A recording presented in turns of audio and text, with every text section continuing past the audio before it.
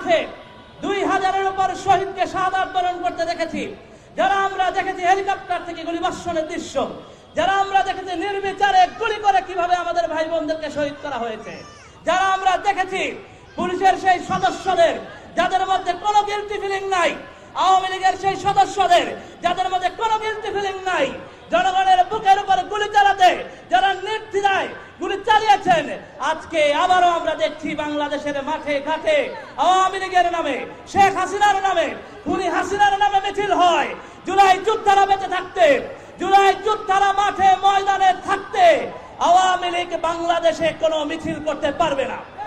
এটা জনতার রায়, এটা জুলাই যোদ্ধাদের রায়, এটা গণ অভ্যুত্থানের রায়।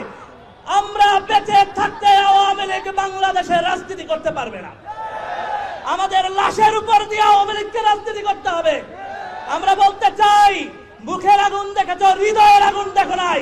দিল্লিতে বসে ষড়যন্ত্র করে আমাদেরকে, আমাদের সহযোদ্ধাদেরকে যদি শহীদ করতে চাও, তাহলে আমরাও বলতে চাই, আমরা হেলিকপ্টারের গুলিকে ভয় পাই নাই, চোখের সামনে গুলিকে ভয় পাই নাই, আওয়ামী সন্ত্রাসীদের হামলাকে ভয় পাই নাই।